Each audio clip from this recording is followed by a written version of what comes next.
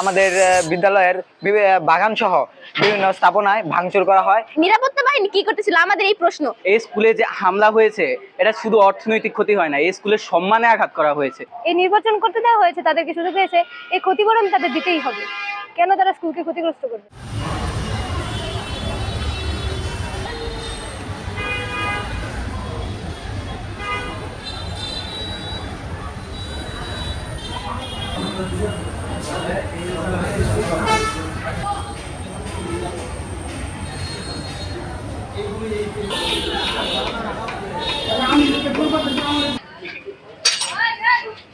গত পরশু মটর শ্রমিক নির্বাচনকে ঘিরে আমাদের বিদ্যালয়ে সন্ত্রাসী হামলা চালানো হয়।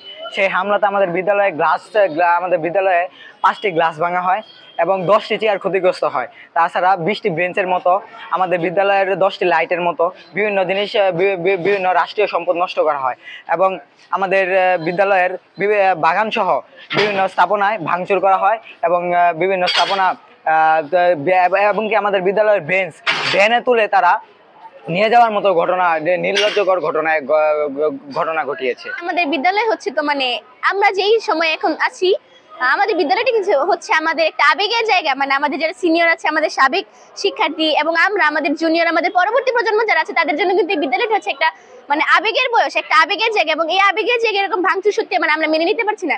এবং আনুমানিক বলতে গেলে এই ভাঙচুরটা হয়েছে প্রায় রাত 12:30-1টার দিকে। এবং সেই সময় যেহেতু এই জায়গায় একজন নির্বাচন সংগঠিত হয়েছে, এই রাত 12:30টার সময় যখন নির্বাচন হয়েছে তখন নিরাপত্তা বাহিনী কি করতেছিল আমাদের এই প্রশ্ন।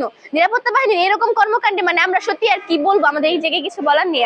এবং আমরা এই জিনিসটা চাই যে কোনো জাতীয় পর্যায়ে নির্বাচন ছাড়া আমাদের বিদ্যালয়ে যেন আর কোনো প্রকার এরকম মটর শ্রমিক এই জাতীয় কোনো প্রকার নির্বাচন যেন না হয়। আমরা চাই না যে কোনোভাবে স্কুলের সম্মান নষ্ট।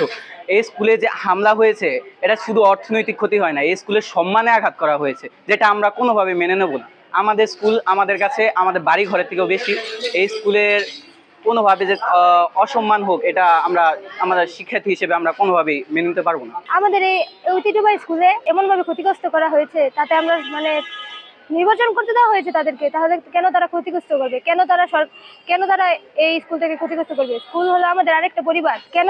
কেন তারা এই স্কুলকে ক্ষতিগ্রস্ত করবে? এই নির্বাচন করতে দেওয়া হয়েছে তাদেরকে সুযোগ দিয়েছে, এই ক্ষতিপূরণ তাদের দিতেই হবে।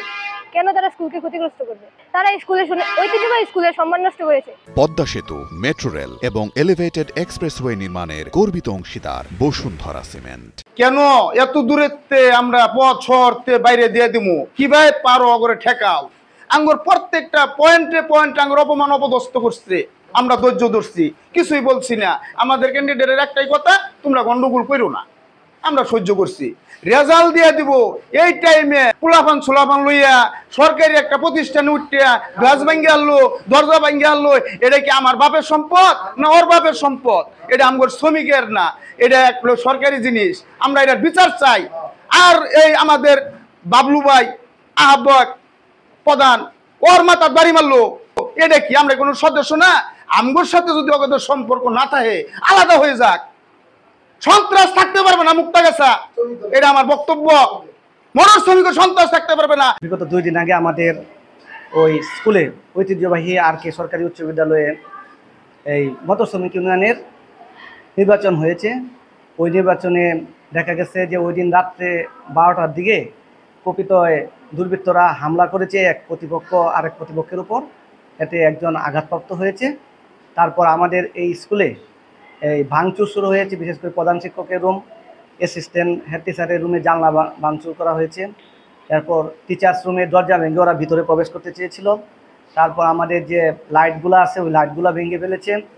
আমাদের স্টুডেন্টদের একটা গার্ডেনিং প্রজেক্ট ছিল, ওই প্রজেক্টটাও তারা নষ্ট করে দিচ্ছে। এরপরে তারা বিভিন্নভাবে বিশৃঙ্খলভাবে আমাদের রুমের দরজা জানলাগুলোকে অ্যাটাক করেছে।